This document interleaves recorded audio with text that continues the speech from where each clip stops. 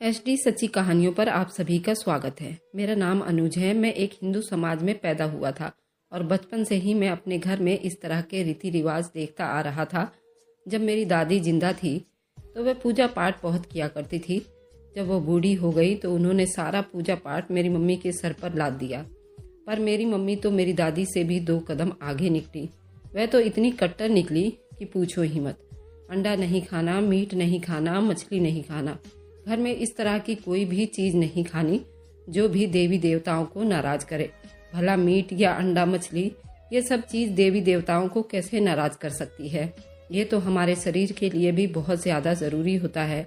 इनकी मात्रा भी हमारे शरीर में होनी चाहिए, नहीं तो हमारे शरीर में कितने चीजों की कमी हो जाती है जिससे हम बीमार भी पड़ सकते हैं। हमें अपने बॉडी को सही आहार देना होता है। मैं तो अपनी माँ से इन सब बातों से बहुत तंग आ गया था। खैर, मैंने 12वीं के बाद बाहर हॉस्टल में ही पढ़ाई की थी और मैं एक बहुत अच्छा इंजीनियर भी बन गया था और मेरा दुबई से वीजा और टिकट का बंदोबस्त कंपनी वालों ने ही किया था और मैं दुबई चला गया था। मैं अपने घर में इन सब बातों से तो बहुत परेशान था ही। इस धर्म के इस तरह के चोचले मुझे कतई पसंद नहीं था। वीरवार को सर नहीं धोना, मंगलवार को मीट नहीं खाना, मैं इन सब चीज से परहेज बिल्कुल भी नहीं कर पाता था। मुझे ये सब चीज खानी होती थी और मैं कभी कभी बहुत तरस जाया करता था इन सब चीजों के लिए। फिर मेरे माँ ने मेरी शादी एक अपने ही जैसी लड़की से कर दी। वह भी हिंदू धर्म को लेकर बहुत कट्टर थी। जिस परेशानी से मैं बचपन से जूझता आया था वह लग रहा था पूरा जीवन ही यूं ही बिताना पड़ेगा। लेकिन जब मैं दुबई गया तो मुझे इन सब चीजों को फॉलो नहीं करना पड़ा था क्योंकि वहाँ अकेला ही गया था। उसके बाद मैंने अपनी पत्नी को भी वहाँ पर बुला लिया था। वहाँ पर मेरा 10-12 सालों का काम था, लेकिन पत्नी तो दुबई में ठीक ठाक रही। फिर मैं और वह दोबारा वापस हिंदुस्तान आ गए थे और मुझे यहाँ पर दुबई के लोगों से बहुत प्यार हो गया था क्योंकि वहाँ पर ऐसा कुछ भी रस्म और रीति रिवाज नहीं था कि ये नहीं खाना, वह नहीं खाना, नहाना नहीं है। और मैं उनके धर्म से भी प्रभावित होने लगा था क्योंकि उनके धर्म में ऐसा कुछ भी रोक टोक, ऊंच नीच की भावना नहीं थी और मैं उनके धर्म से बहुत ही प्रभावित हो गया था।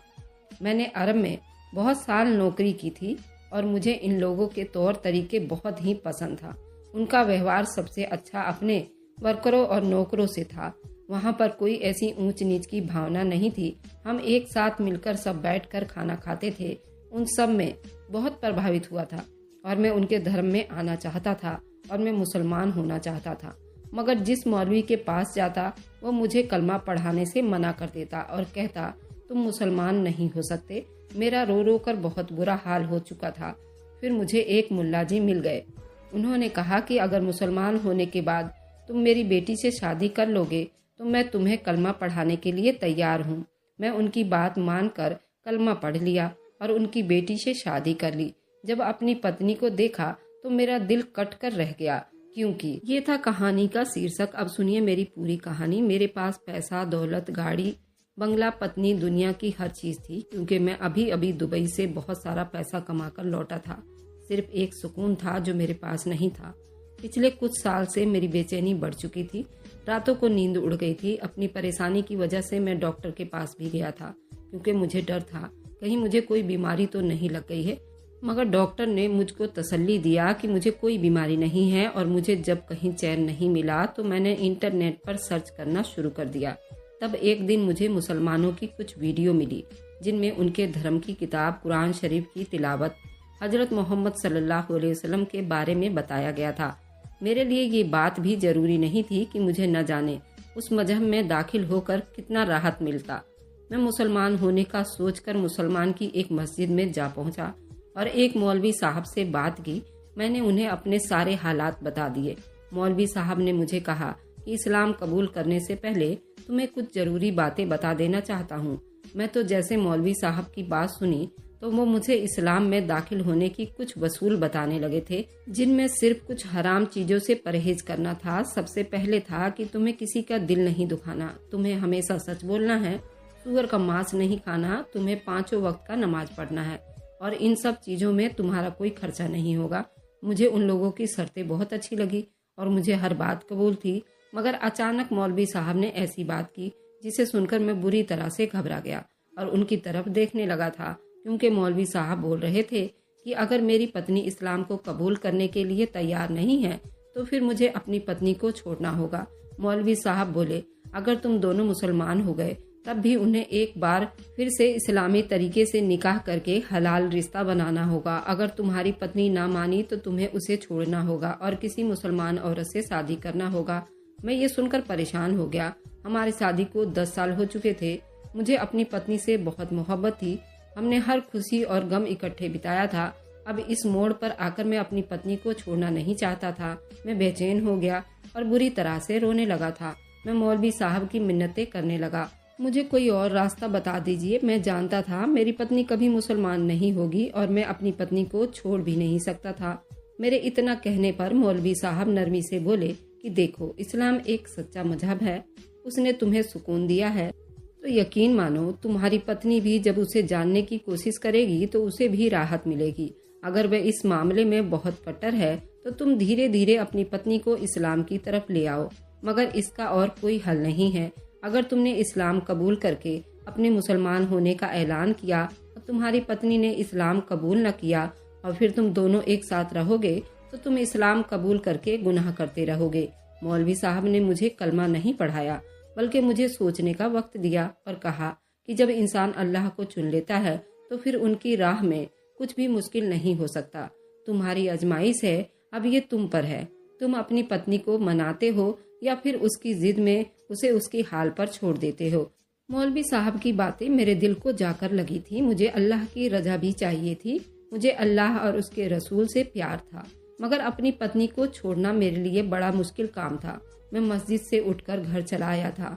मैं अपनी पत्नी को अच्छी तरह से जानता था। वह कट्टर हिंदू थी और हिंदू रीति रिवाज को बखूबी से निभाती थी। वह तो मुसलमान से और उनके मजहब से बहुत नफरत करती थी, जबकि मेरे पास अब मुसलमान होने के अलावा कोई चारा नहीं था। कुरान और हजरत मोहम्मद सल्लल्लाहु अलैहि वसल्लम की मोहब्बत मेरे अंदर पूरी तरह से फैल चुकी थी। जो सुकून और राहत मुझे कुरान पाक सुनने से मिलता था, मैं उसे खोना नहीं चाहता था। मैं अल्लाह को अब दिल से स्वीकार कर चुका था। मैं बहुत परेशान होने लगा था।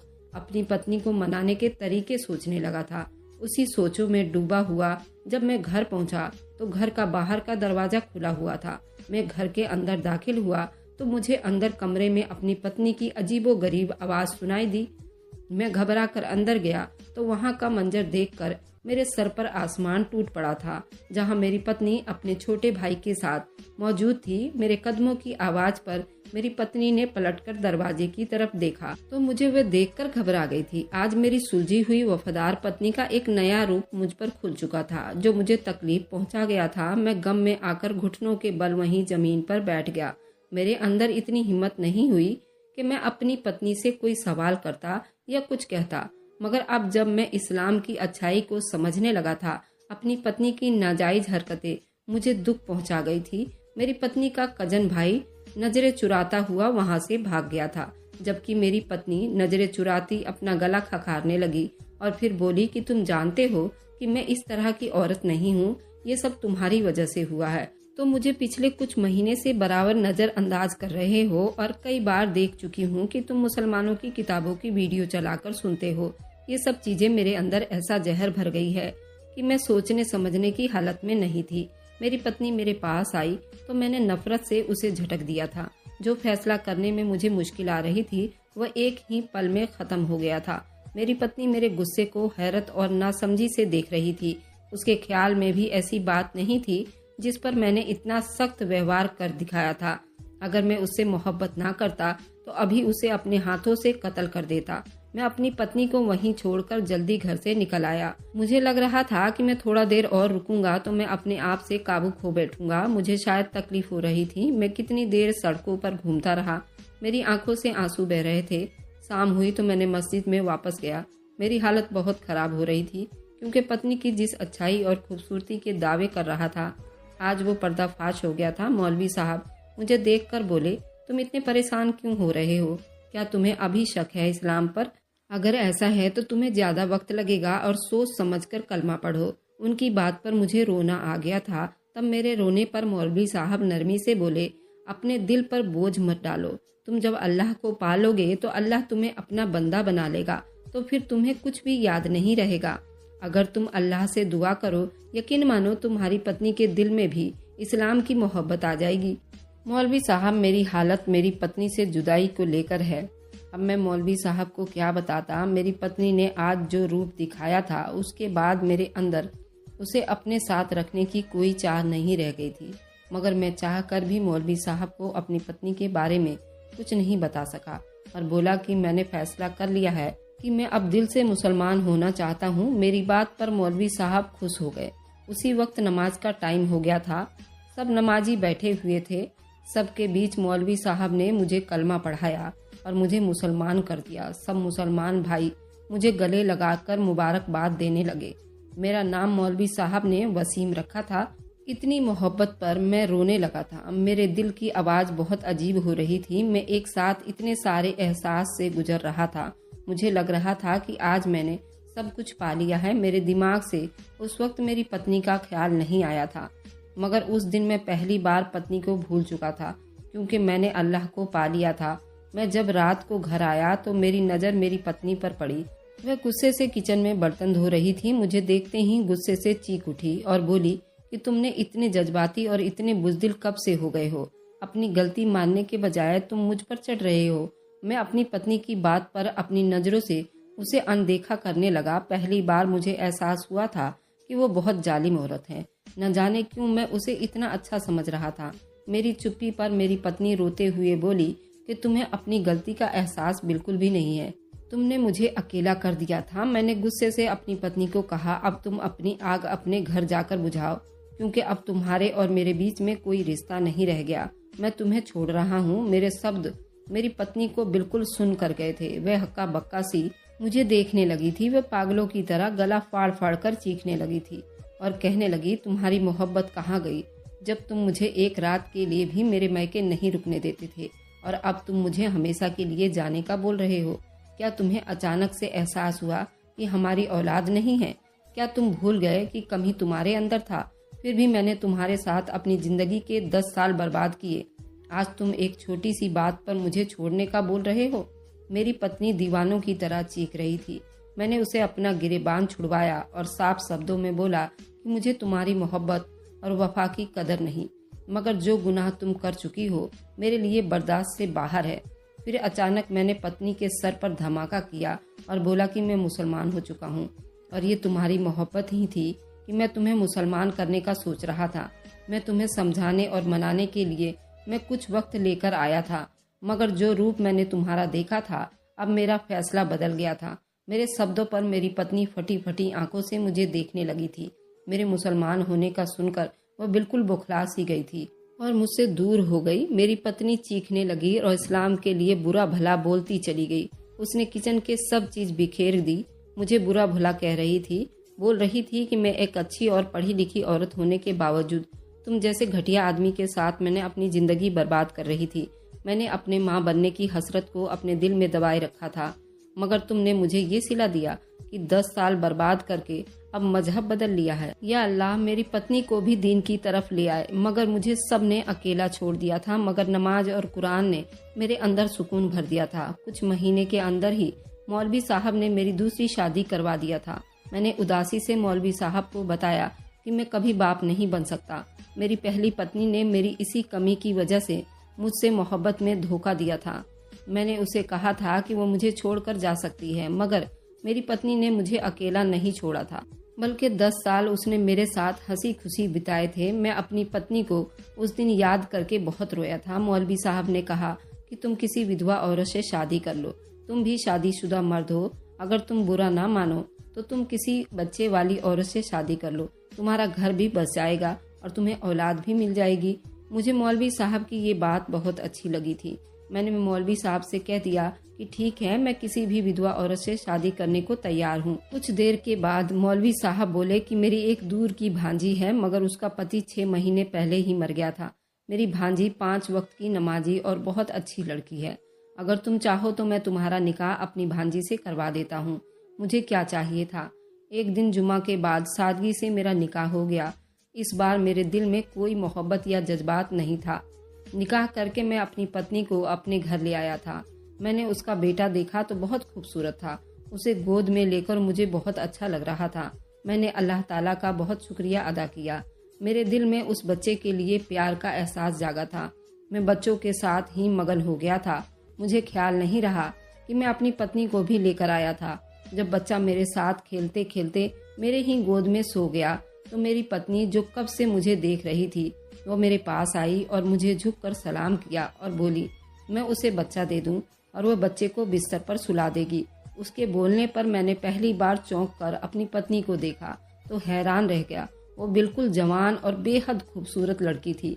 देखकर नहीं लगता था वह एक बच्चे की माँ है। उसने अपने बेटे को उठाकर मुझसे सवाल किया कि वो बेटे को कहाँ सुलाए।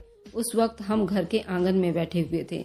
मैं जल्दी से अपना कमरा खोला और उसे बोला कि वे और उसका बेटा दोनों इस कमरे में रहेंगे। वे अंदर जाकर बेटे के लिए जगह बनाने लगी, जबकि मैं हैरान हो रहा था। मैं भी बहुत हैंडसम और जवान ही था और पैसे वाला भी था। मेरी पहली पत्नी भी ऐसे ही मुझसे प्यार करती थी। वह अपने इतने सजने धजने के बाद भी वह कुछ खास खूबसूरत नहीं थी, लेकिन वह मुझसे बहुत प्यार करती थी। मगर मेरी अब वाली पत्नी बहुत ही खूबसूरत थी। मुझे तो मौलवी साहब की बात अब समझ आ गई थी। जब पहली पत्नी को छोड़े जाने पर मैं रो रहा था, तब मौलवी साहब ने कहा था, जब अल्लाह ताला तुमसे कुछ लेता है तो सब्र करो, अल्लाह पर यकीन रखा करो, क्योंकि अल्लाह तुम्हारे लिए उनके बदले में अच्छा इनाम रखता है। जो अपने वक्त पर तुम्हें मिलेगा तो तुम अपनी किस्मत पर गुमान करोगे और अपना नुकसान भुला दोगे। अपनी पत्नी को पाकर मैं बहुत खुश हुआ था। मेरी पत्नी मुझे अपने मजहब के किताब पढ़ाने लगी थी और मैं उसके साथ घर के काम भी करवा दिया करता था। मैं अपनी जिंदगी दीनी इस्लाम हजरत मोहम्मद के बताए हुए तरीके से गुजार रहा था। एक दिन अचानक मेरे बेटे की तबीयत खराब हो गई। बेटे को लेकर अस्पताल गया। डॉक्टर ने उसे इमरजेंसी में दाखिल कर दिया था। अचानक अस्पताल में एक शोर उठा था। सब लोग उस तरफ भागे थे। मैंने उठकर भी उस तरफ कदम बढ़ाए थे। मैं वहां करीब पहुंचा तो मुझे किसी औरत के कराहने और चीखने की आवाज आई।